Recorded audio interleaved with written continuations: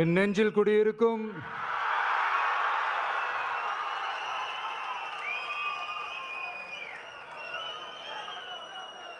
என்னுடைய தோழர்களுக்கும் தோழிகளுக்கும் தமிழக மக்களுக்கும் என்னுடைய வணக்கம்.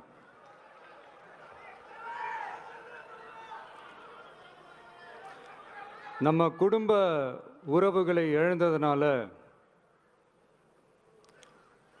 சொல்ல முடியாத வேதனையிலும் வலியிலும் இவ்வளோ நாளாக இருந்தோம். அப்படிப்பட்ட அந்த சூழல்ல நம்ம சொந்தங்களின் மனம் பற்றி இருக்க வேண்டியது நம்மளுடைய கடமை. அதனால தான் அவங்களோட சேர்ந்து அமைதி காத்து வந்தோம். ஆனால் இப்படி அமைதி காத்து வந்த நேரத்தில் நம்மளை பற்றி வன்ம அரசியல் வலைகள், அர்த்தமற்ற அவதூறுகள்னு இந்த மாதிரி நிறையா விஷயங்கள் நம்மளை பற்றி பின்னப்பட்டன, பரப்பப்பட்டன. இது எல்லாமே சட்டம் மற்றும் சத்தியத்தின் துணை கொண்டு துடைத்து எறிய தான் போகிறோம்.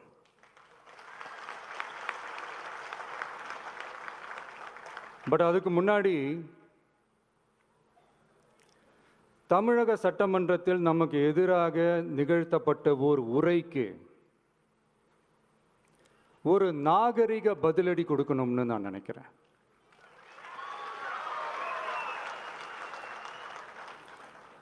அரசியல் செய்ய விருப்பமில்லை, அரசியல் செய்ய விருப்பமில்லைன்னு அடிக்கடி சொல்ற முதல்வர் நம்மளை குறிப்பிட்டு பல்வேறு அவதூறுகளை பதிவு செய்வதன் வாயிலாக பெருந்தன்மையை பேரளவில் மட்டுமே பேசும் முதல்வர் 15/10/2025 அன்னைக்கு தமிழக சட்டமன்றத்தில் நமக்கு எதிராக பேசிய பேச்சில் எவ்வளவு வன்மத்தை கக்கியுள்ளார் என்பதையும்,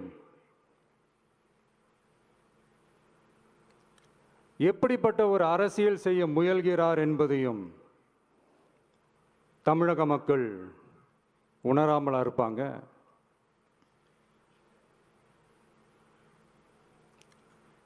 இந்த கரூரோடு சேர்ந்து 5-6 மாவட்டத்துக்கு இந்த மக்கள் சந்திப்பு நிகழ்ச்சிகள்லாம் நடத்தியிருக்கிறோம், போயிருக்கிறோம். அங்கெல்லாம் இந்த லாஸ்ட் மினிட் வரைக்கும் எங்களுக்கு அந்த இடம் கொடுப்பாங்களா மாட்டாங்களா, பெர்மிஷன் தருவாங்களா மாட்டாங்களா, இப்படியே இழுத்து அடிச்சுக்கிட்டு இருப்பாங்க. நான் நாகப்பட்டினத்தில் சொன்னது மாதிரி தான், நாங்கள் ஒரு இடம் செலக்ட் பண்ணி கேட்போம், மக்கள் நல்லா ஸ்பேஷியஸாக நின்று பார்க்குற மாதிரி. பட் அவங்க அதையெல்லாம் ரிஜெக்ட் பண்ணிவிட்டு மக்கள் நெருக்கடியோடு நின்று பார்க்குற மாதிரி ஒரு இடத்த செலக்ட் பண்ணி எங்களுக்கு கொடுப்பாங்க. இது டிஃபால்ட்டாக எல்லா இடத்துலையும் இந்த ஒரு ஆர்கியூமெண்ட் நடந்துகிட்ருக்கோன்னு வைங்க. அது மட்டும் இல்லை, இந்தியாவிலேயே எந்த ஒரு அரசியல் கட்சி தலைவருக்கும் கொடுக்கப்படாத கண்டிஷன்ஸ். பஸ்ஸுக்குள்ளேயே இருந்து பார்க்கணும், மேலே கை காட்டக்கூடாது, இப்படிலாம் ஒரு அதீத கட்டுப்பாடுகளை கொடுத்த உடனே எங்கள் சைட்லேருந்து ஒரு அறிக்கையும் வெளியிட்டோம். அது மட்டும் இல்லை, தமிழக வெற்றி கழகம் சார்பாக அனைத்து கட்சிகளுக்கும் சமமாக ஒரு முறையான ஒரு பொது வழிகாட்டு முறைகள், SOPஸ்ன்னு சொல்லுவாங்க, அதையும் வழங்கணும்னு சொல்லி உயர்நீதிமன்றத்தையும் நாடி இருக்கணும். இதுவும் தமிழக மக்கள் உணராமலா இருப்பாங்க? இப்படி ஒரு அரசியல் காழ்ப்புடன், நேர்மை திறனற்று நம்மளை பற்றி குற்றம் சாட்டியுள்ள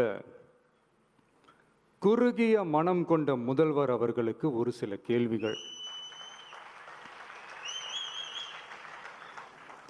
உச்சநீதிமன்றத்தில், அதாவது 13/10/2025 அன்னைக்கு உச்சநீதிமன்றத்தில் நடந்த அந்த விவாதங்களை வைத்தும் அந்தந்த உத்தரவுகளை வைத்தும் இந்த கேள்விகள். இப்படி பொய் மூட்டைகளாக நம்மளை பற்றி இந்த அவதூறுகளை அவிழ்த்து விட்ட முதல்வர் அவர்களுக்கும் திமுக அரசுக்கும் சார்பாக கோடிகளை கொட்டி அமர்த்தப்பட்ட அறிவார்ந்த வழக்கறிஞர்கள் அவங்க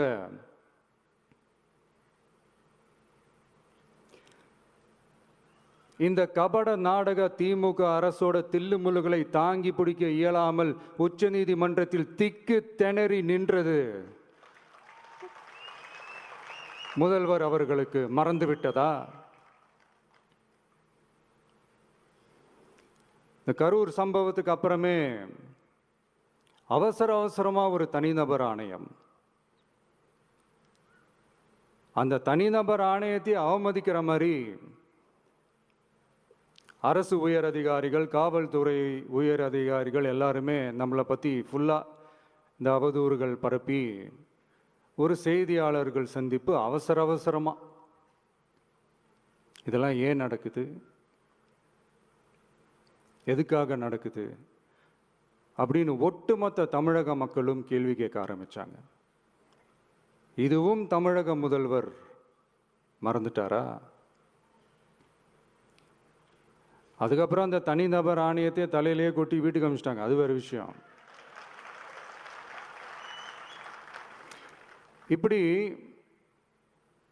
இப்படிலாம் கேள்வி கேட்ட உடனே ஏதாவது பதில் சொல்லி ஆகணும்ல. அதனால சட்டமன்றத்தில் பேசும்போது உண்மை நிலையை தெளிவுபடுத்தத்தான்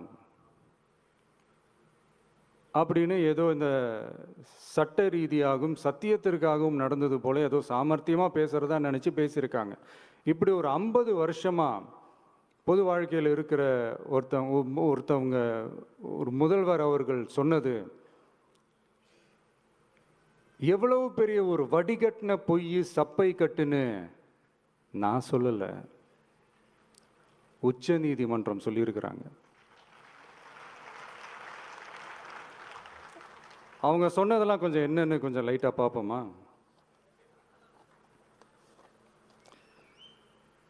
The comments which have been made before the media by the top officers of the police department may create doubt in the minds of the citizenry on impartiality and fair investigation.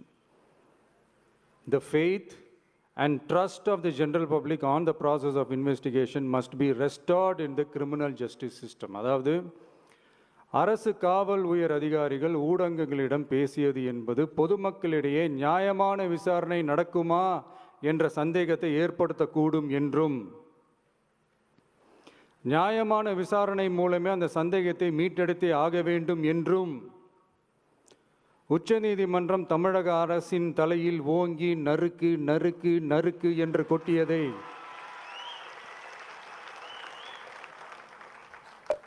முதல்வர் அவர்கள் மறந்துட்டாரா?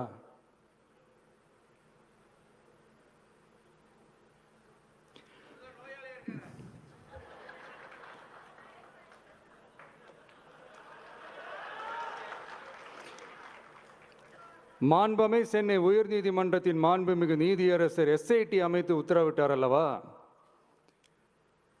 அந்த உத்தரவை ஏதோ சட்டத்தின் மீதும் நீதி பரிபாலனத்தின் மீதும் மரியாதை கொண்டவர்கள் போல ஒரு நாடகத்தனமான கொண்டாட்டத்தை திமுகவிற்கு ஒத்து ஊதுவோரும் நடத்தி கூத்தாடி குதூளித்தனர் அல்லவா? தாவேகாவிற்கு எதிராகவும் நமக்கு எதிராகவும் உயர்நீதிமன்ற மாண்புமிகு நீதியரசர் தீர்ப்பளித்து விட்டதாக விதந்தோதி விழா எடுத்தனர் அல்லவா? அந்த உத்தரவை குறித்து சொல்லும்போது எந்த ஆவணத்தின் அடிப்படையில் அந்த உத்தரவு அமைக்கப்பட்டது? நான் கேட்கல, உச்ச நீதிமன்றம் கேட்டிருக்கிறாங்க. The judgment is completely silent about how learned single judge arrived at such a conclusion and what material was pursued by the court என்று உச்ச நீதிமன்றம் உரத்த குரலில் கேள்வி கேட்டது. அப்போதும் கூட உச்ச நீதிமன்றத்தில் திமுக அரசுக்காக வாதாடிய அறிவார்ந்த மூத்த வழக்கறிஞர்கள் பதில் சொல்ல இயலாமல் வாய் மூடி மௌனம் காத்ததை நாடே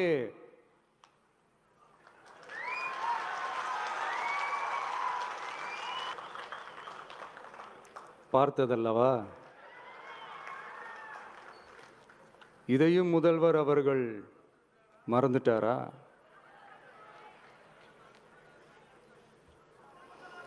Such petition ought to be dealt with by the division bench, registering as public interest litigation in right earnest and not to be dealt with by a single bench. அதாவது பொது வழிகாட்டு முறைகளான எஸ்ஓபி அமைக்கப்பட்டு வெளியிட வேண்டும் என்ற கோரிக்கையுடன் வந்த ரிட் மனுவை நீதிபதிகள் டிவிஷன் பெஞ்ச் தான் கையாள வேண்டும், தனி நீதிபதி பெஞ்ச் கையாளக்கூடாது என்றும் உச்சநீதிமன்றம் சொன்னதல்லவா? அது மட்டுமா, கோரிக்கையே இல்லாமல் எஸ்ஐடி அமைக்கப்பட்டது எந்த வகையில் சரி என்றும் கேள்வி எழுப்பியது உச்சநீதிமன்றம். இது எல்லாமே அறியாமலோ இல்லை அறியாதது போலவோ உச்சபட்ச அதிகார மயக்கத்தில் இருந்து பேசினாரோ முதல்வர் அவர்கள்? மனிதாபிமானம், அரசியல் அறம், மாண்பு இதெல்லாம் எதுவுமே இல்லாம வெறும் பேச்சில் மட்டுமே பேசிக்கிட்டு அரசியல் ஆதாயம் தேடுற ஆட்டத்தை ஆடத் தொடங்கிவிட்டார் முதல்வர் அவர்கள்.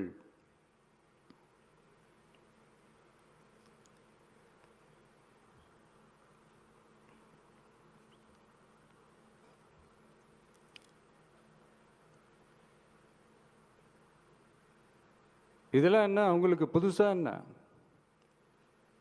1969க்கு அப்புறமே எப்போ கட்சி அவங்க கைக்கு வந்ததோ, இன்னும் குறிப்பாக சொல்லணும்னா 1972க்கு அப்புறம் கேள்வி கேட்க ஆளே இல்லாமல் போச்சுல்ல, அதுக்கப்புறமே இந்த திமுக தலைமை இப்படி தானே இருக்குது. இப்போ நாங்கள் கேட்டோமே இந்த சில கேள்விகள்லாம், இதெல்லாம் நான் கேட்கல, சுப்ரீம் கோர்ட் கேட்டிருக்கு. இதனால் என்ன புரிய வருது? இந்த கவர்மெண்ட் நடத்துகிற அந்த விசாரணை மேலே சந்தேகம் ஏற்படுதுன்னா அதுக்கு என்ன அர்த்தம்? உங்கள் மேலே நம்பிக்கை இல்லைன்னு அர்த்தம்.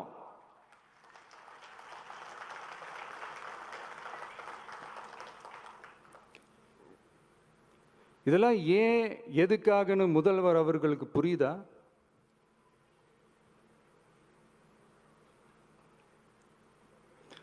சுப்ரீம் கோர்ட் சொன்னதோட மட்டும் இல்லை, நிஜத்திலும் இன்னைக்கு மக்களுக்கு இந்த கவர்மெண்ட் மேலே இருக்கிற நம்பிக்கை மொத்தமாக மண்ணுக்குள் புதைந்து விட்டது. இதுவாவது முதல்வர் அவர்களுக்கு புரியுதா? புரியலனா 2026 தேர்தலில்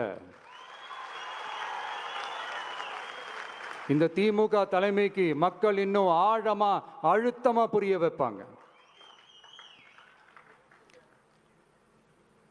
அப்ப கூட இவங்க என்ன பண்ணுவாங்க தெரியும்ல, 5 வருஷத்துக்கு ஒரு வாட்டி பழக்க தோஷத்தில் ஒரு அறிக்கை ஒன்று வெளியிடுவாங்களே, மக்கள் தீர்ப்புக்கு தலை வணங்குகிறோம்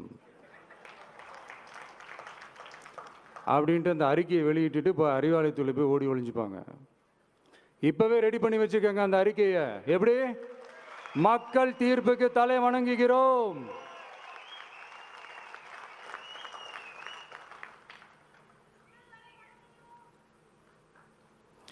நான் போன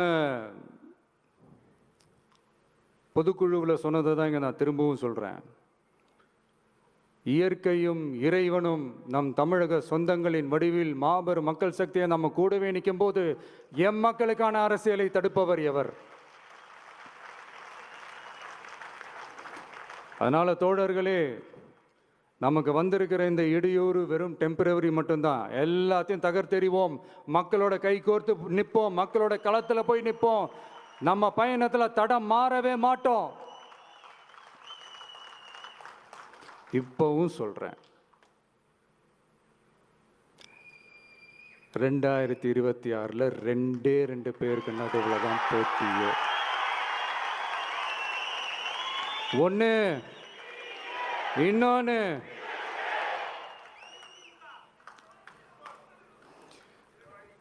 இந்த போட்டி இன்னும் ஸ்ட்ராங்கா மாறப்போகுது.